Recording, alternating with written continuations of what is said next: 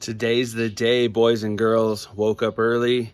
It's time to do the 60-pound valve springs, ARPs, and valve stem seals on this 12 valve. This is the first instructional video I'm going to be doing of probably 3. I figured I'd start off with the not so fun parts. Honestly, if you ask me, head studs and valve springs, there isn't really isn't too much fun in those. They're kind of tedious and you just got to get them done, but the supporting mods are very important. We can safely have some fun later on. For the injectors, delivery valves, turbo upgrade, I don't know if you guys know, but I bought a Borg Warner. But this video is not about that. That's going to be the icing on the cake at the end of the little series. Again, thank you to Diesel Auto Power for sending me out the valve springs, the injectors, delivery valve, ARP head studs, and TorqueTech overflow valve, TorqueTech spring compressor. Again, thank you guys, much appreciated. I know there's lots of videos out, but what I want to do is I want to do a video that somebody can watch and be confident that they can do it from start to finish, even though they have no previous experience working on 12 valve. That being said, I'm doing them in the truck, which presents a challenge on number 6. So I feel like that's not covered very well in the instructional videos on YouTube. So I'm gonna show you guys how I did it, give you any little tips or tricks, and let's dive into it. I went ahead and got everything all laid out last night. Got some feeler gauges, magnet, got the TorqueTech valve spring compressor, all the tools I'm probably gonna need, the Diesel Auto Power 60-pound valve springs, some OEM Cummins valve stem seals, and some ARP bolts. So here's what we're going to be working on today. Going to pull that off and then just do 1 and 6, 2 and 5, 3 and 4. Going to do ARP head studs one at a time. Just one at a time, straight to 125 foot-pounds. I'm going to pull each valve cover off and do the Diesel Auto Power valve springs and valve stem seals. We're going to go ahead and get started on this. First thing I'm going to do is disconnect the battery. You don't want any funny business going on, especially when you're inside the motor. I'm going to up to top dead center so I could do number 1 and 6.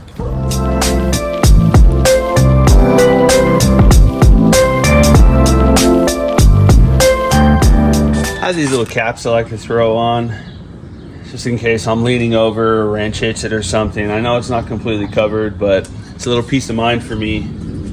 I always like to do that. And then I'm gonna go ahead and lay some towels down because I'm gonna be laying over this thing for probably a few hours today. All right, so you know batteries at 13, everybody's terminals are a little different.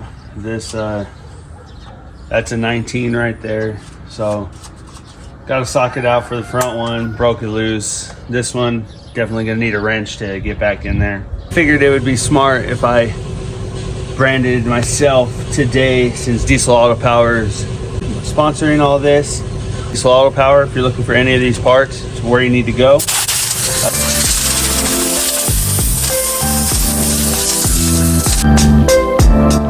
All right, so as per the instructions of the TorqueTech valve spring guide, use a 22 millimeter wrench and rotate the alternator pulley. It says reverse, so all right, so I'll speed that along. That took me a little bit longer than I had anticipated, being by myself. If you go past it at all, you got to get under the truck and go on the crank dampener and go backwards a little bit. So it's kind of a pain in the ass. I wish I had an extra set of hands. But right as the exhaust compression valve is all the way up, and you see the slightest amount of movement in the exhaust valve on number 1. Check to verify that number 6. You guys can't hear that, but both the rockers on number 6 are loose. And that would verify that I can do 1 and 6 because it's near top dead center. This is a head stud that holds down the rocker pedestal. That is an 18 mil. And then the other one is a 13 mil. So first, before I do that, I'm gonna use a 14. And I'm gonna back off the rocker arms just so they're loose. I'm gonna have to do valve lash on this when I'm all finished anyways.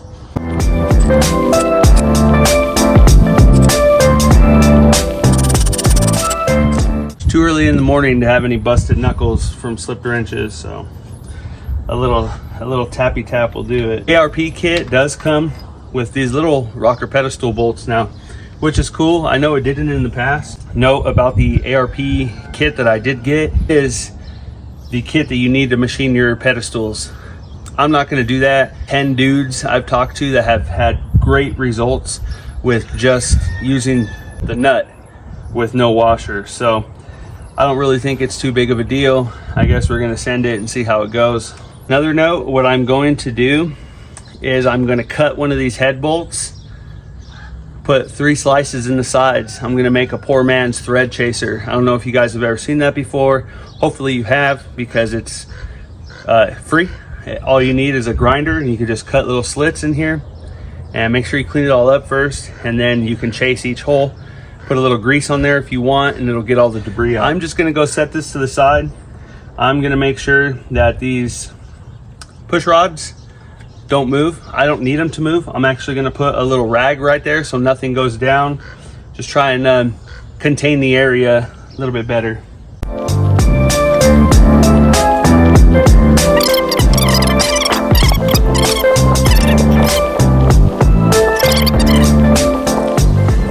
WD-40 will work just fine. What does Cutter Up Rob say? It's not rocket science. I'll go one step further. It's not rocket surgery. So if anybody knows what It's Not Rocket Surgery is from, comment below. That's a fun show if you know what I'm talking about. Canadian boys should definitely know. You want to make sure this is lined up real nice. It's a 15.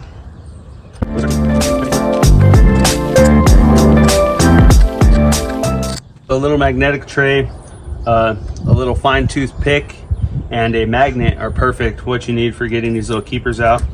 They're already loose, so I just need to crank this down a little bit more. I know I said I didn't want any busted knuckles, but somehow I already got it. Legitimately have no freaking idea how that happened.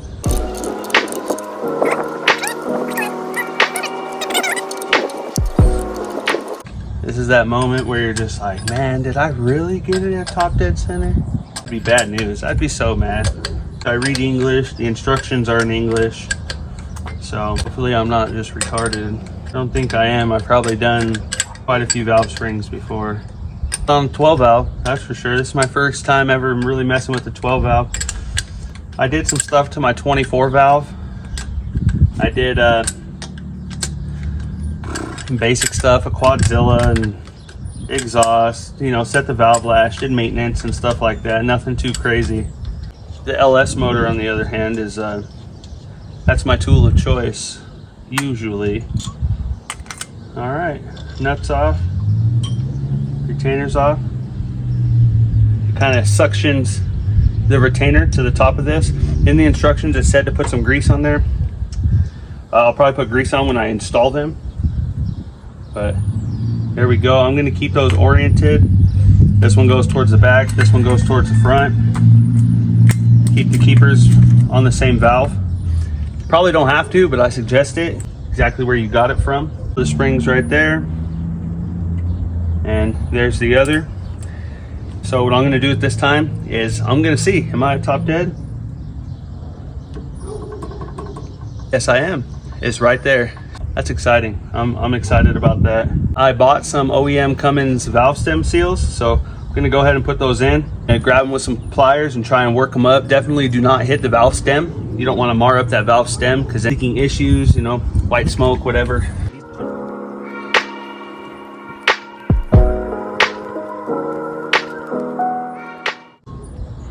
There we go, ripped it in half, so there's no turning back now.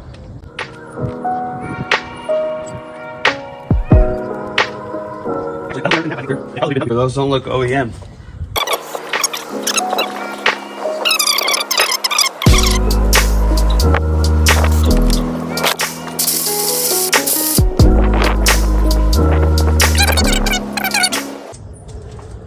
So check it out, guys. I don't know if you can see the difference here. There's the one I pulled off, and here is the OEM Cummins valve stem seal. You can see it's quite a bit different. I don't think this is OEM. Could be wrong, or this is an updated part number, I'm not sure. But yeah, let's throw this on. All right, so check it out. I wanted whatever I put on here to stamp it down. I want it to sit on this bottom lip right here. I didn't have a socket big enough that was deep well, so I got a pipe bushing that'll fit on there nice. So it should go on there nice and smooth. Throw a little bit of oil on there. Probably put it on dry, I don't know. I wouldn't. You got a bunch of oil right here. Work it on nice and smooth. Kind of work it on over. Valve stays in place, it's right there. Feels like it's seated pretty good. I just want to make sure it taps on there. Obviously you don't want to hit the stem of the valve. Just throw that on there. Make sure that's not touching anything. And anything's a hammer, right?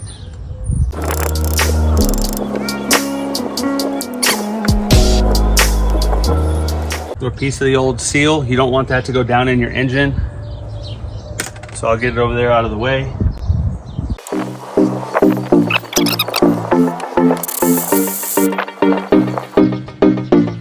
Cool thing about the new valve stem seals, the springs sit on them, so there's no way that they could ever work up like the aftermarket seals. You can hear it, maybe you can't hear it, but I can feel it. As soon as it seats, it's just solid. I don't know if you guys have ever done anything like that. When it hits metal on metal, you can feel it. There's no doubt in my mind that it's good. So let's get the good stuff. The Diesel Auto Power 60-pound valve springs. Toss those on. There we go.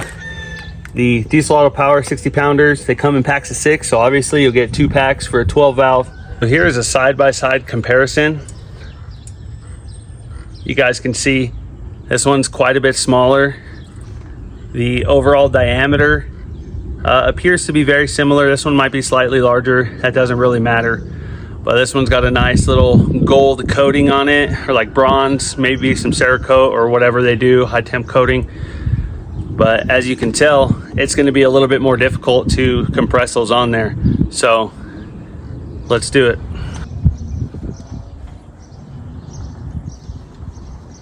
When you're compressing them down, just make sure that it's lined up and you're not going to hit a valve stem with this red part of the tool, and you could just send it down.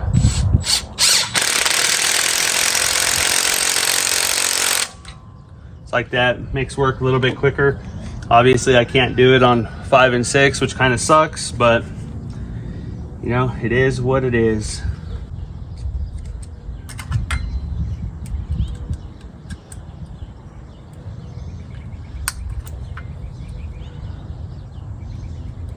Carefully put the keepers back in. Anytime you're touching those little pieces, be careful. You don't want to lose them, seriously.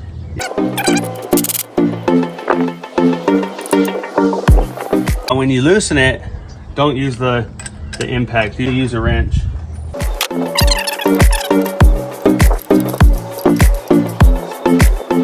Good little tip that Torque Tech added is to put some grease on the stem of your valve, and then they'll stay in place. A lot of that right now is mine are falling out. Like they're seated pretty nice. And then pull this tool. Try not to pull your rockers out of the tappets if you are smart. I'm not. I'm gonna blow out the threads on the head studs and then make those chasers. And then we will go from there. When you're doing one stud at a time, like I am doing, put it in, engine's completely cold, and just hit it straight to 125. It's good to go. Do that on every single one that requires 125. The smaller ones I think are 25. I'll check the ARP guide, I believe that's correct. But rocker pedestal, give it a little clean. Good. This is a pedestal bolt, but I'm still gonna throw a little bit of ARP lube on here. You can use it generously because they give you plenty.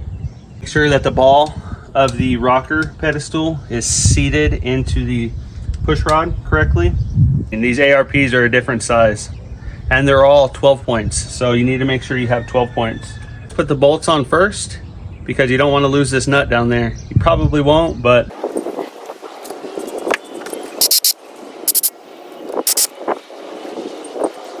you're just gonna bottom them out and then back them out a half a rotation. And then from there, you're gonna tighten the top nut. Make sure it's in there nice and smooth. Definitely don't wanna cross thread it. The stud's not held in there by bottoming out. So you wanna It's bottomed out right now. Now back it out half a turn. So with an Allen wrench, it's easy to tell.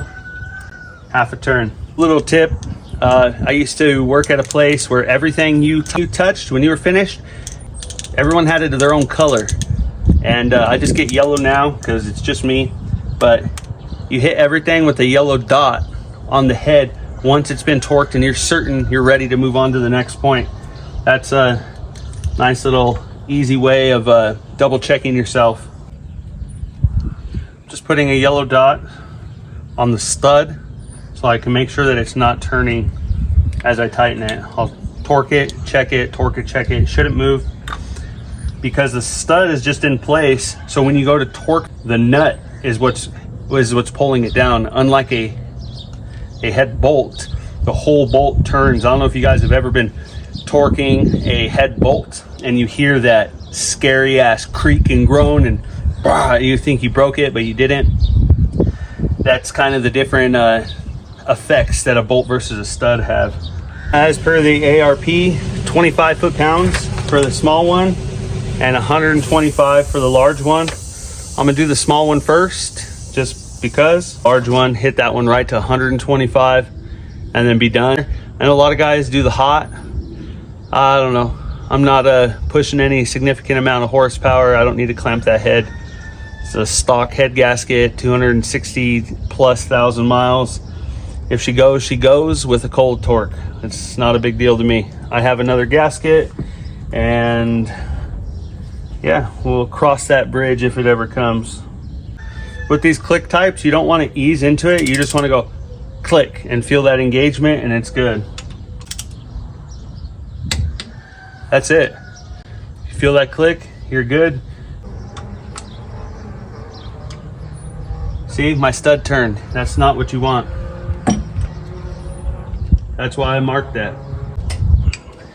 So just use a wrench, get some pressure on there, and then it'll turn the bolt, hopefully. Yep. The nut, it'll turn the nut, sorry. Stud is still staying in place.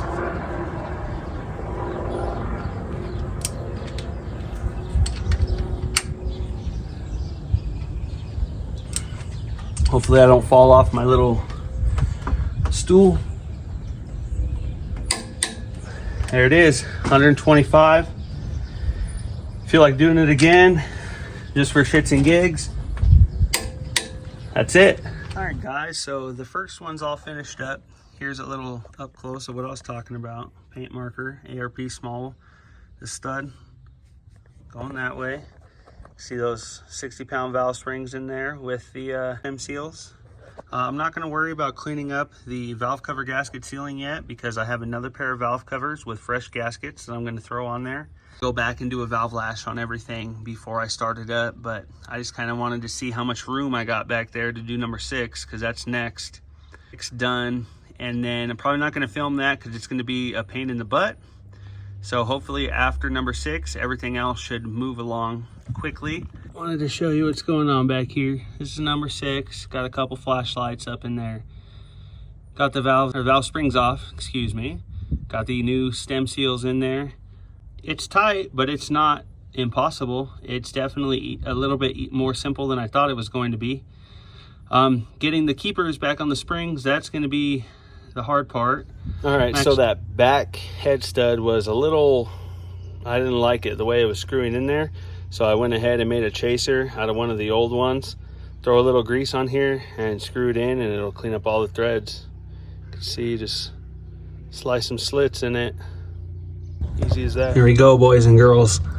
Got those 2 in and torqued. Now it's time for those 2 head bolts that are back there just because I'm back there. All right, now that the back one's all done, that big old pain in my ass is complete. I'll go ahead and probably just throw it on a time lapse.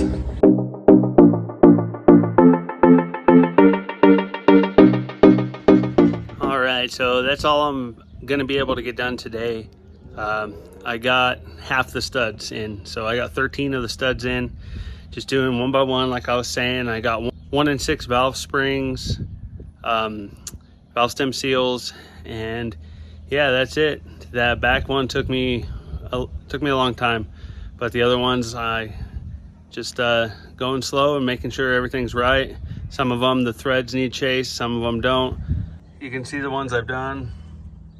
I had to take out the injector lines. I'm gonna have to take out those injector lines because I still have 1, 2, 3 in the middle. And then obviously I still have the studs on the pedestals. And then I was saving those little guys for last. I have to go do some family shit and I'll be back at it in the morning tomorrow. All right, guys, so here we are, day 2. All right, so you guys can see what I wrote down here. The first one says 6 loose. This pertains to the valve lash. Number 1, it's TDC. It's really not TDC, it's very close though, but you're gonna be looking for that second number and like the 1 for the intake rocker arm to go down, and then the exhaust to barely start to move, and then you know it's time to lash number 6. By using the alternator and rolling it reverse, the next one to come around is going to be number 3 to set the valve lash. So you're gonna watch for the number 4 cylinder, which is its companion cylinder, to not go to TDC but near TDC. I just wrote TDC for me, but you're gonna look for the intake rocker to go down and then the exhaust to barely start to move, and then you know it's time to lash 3. Roll it 5, roll it 1, roll it 4, roll it 2, you know, so on and so forth. 20 thousandths for the exhaust and 10 thousandths for the intake. You can pause it and see that's the firing order when you spin the engine in reverse. Checking the companion cylinder to make sure that the intake and exhaust are at the very top of close to TDC.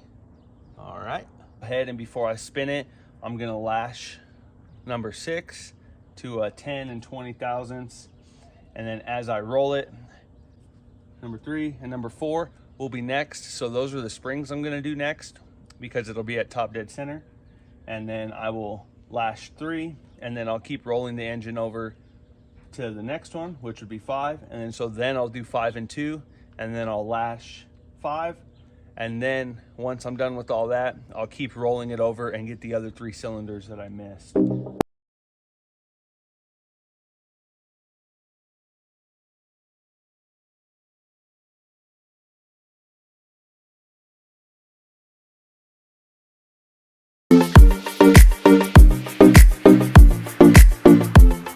So I got number 6 lashed. So according to my chart, number 3 is going to be the next one that's going to sit on the flat spot of the cam. So that one will be next for the lash. So 3 and its companion cylinder 4 are going to be the next 2 that I'm going to roll over to top dead center for 3 and near TDC for 4, so that I could do the valve springs.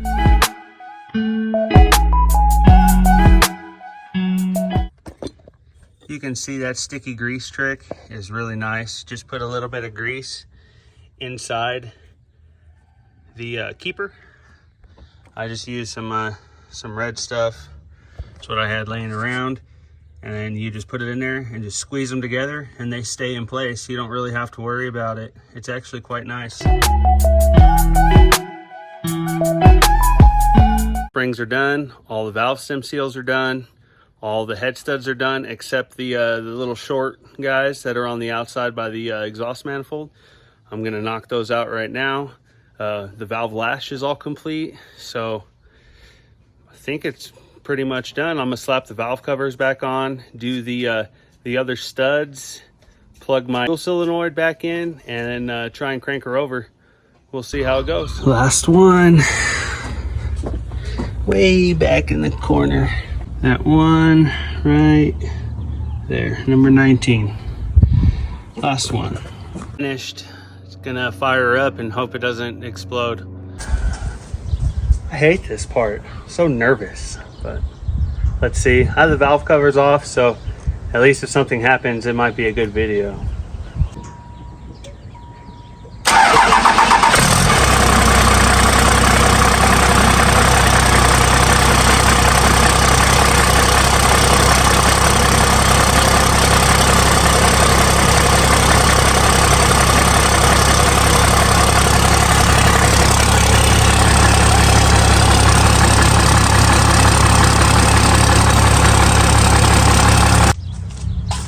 Well, all D, boys.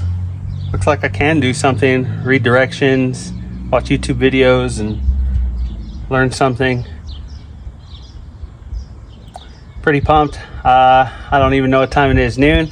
I probably have easily 8 or 9 hours doing this, just kind of taking my time. And like, I'm in flip-flops right now, been in flip-flops the whole time, just cruising. So I guess we could go take it for a drive. Let me throw these valve covers on, take it for a drive, and then I'm going to just get it up to temp and then bring it back here and let it sit overnight. And then once it sits overnight, I'll do a cold retorque on everything, and then it's on to the more fun stuff like injectors, delivery valves, governor springs, and then a turbo upgrade. Like I said before, I wanted about you, but I don't enjoy doing stuff like this, critical things like springs and head studs, and I just don't. I rather not do it, but you have to do it sometimes, and I did it. So I want to do it first, get over the hump, do all the rest, all the fun shit, and then we can have some fun with it. On these valve cover bolts, all of these little grommets or O-rings, whatever you want to call them, that go on top, mine were all pretty haggard. I actually broke like 3 of them when I was taking them off. So I have new ones, but I'm not going to put them on until I put the new powder coated valve covers on. So what I'm actually going to do, a generic O-ring and throw it on here. And because the head of this bolt, like the flange, it has a little recessed groove in there. So this should squish nicely in there. And then this has a nice little bevel on it. So it honestly should seal. I don't see why it wouldn't. Alrighty, she's all buttoned up. Pretty pumped. Took a while. There's all the old springs and valve stem seals right there. All right, guys. Well, that'll do it for the install. I hope you guys liked it. If you guys have any questions, comments, or concerns, be sure to drop a comment below, like, subscribe, do all that fun stuff. You know, it's kind of fun to document everything. So I do post videos occasionally here when I'm doing anything real technical. For the most part, I am on Instagram. Most of you guys probably know that. But, you know, anything long form, anything real detail oriented has to be on YouTube. Any support I get on here is greatly appreciated.